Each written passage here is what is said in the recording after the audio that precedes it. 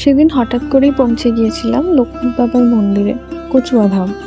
হঠাৎই যেহেতু গিয়েছিলাম তো খুব বেশি তাড়াতাড়ি যেতে পারিনি, পৌঁছাতে অনেকটাই দেরি হয়ে গেছিলো। ওই 11:30 নাগাদ গিয়েছিলাম। ওখানে গিয়ে জানতে পারলাম যে 11:30 থেকে বাবার আরতি হয়, 11:45 থেকে পুষ্পাঞ্জলি হয়, তারপরে পুজো হয়ে 12টায় মন্দির বন্ধ।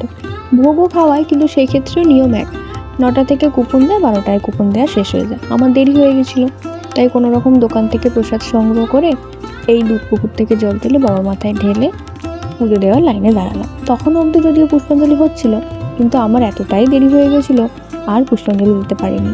যাই হোক, এমনি লাইনে দাঁড়িয়ে মন্ত্রগুলো শুনছিলাম আর মনে মনে বলছিলাম। তারপরে বাবার পুজো দিয়ে শান্তির মনে বাবার দর্শন করলাম।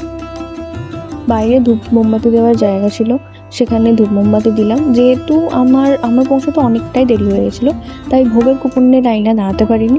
আমি ভেবেছিলাম ভোগ হয়তো আর পাবো না, কিন্তু ভাগ্যবশত ওই যে দোকান থেকে প্রসাদ কিনেছিলাম ওই কাকিমাই আমাদের জন্য দুটো কুপন কেটে রেখেছিল। আমাদের সেকেন্ড স্লটের কুপন ছিল, তাই খেতে বসেছিলাম ওই 1:15 নাগাদ। ভোগের মধ্যে ছিল খিচুড়ি, পোলাও, নিরামিষ তরকারি, চাটনি, পায়েস, আর এর স্বাদ তো অমৃতর সমান।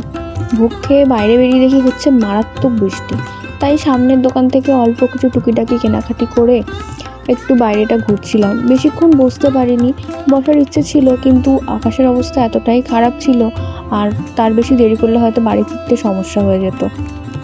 তাই অল্প একটু ঘুরেই বাড়ির উদ্দেশ্যে রওনা দিয়েছিলাম।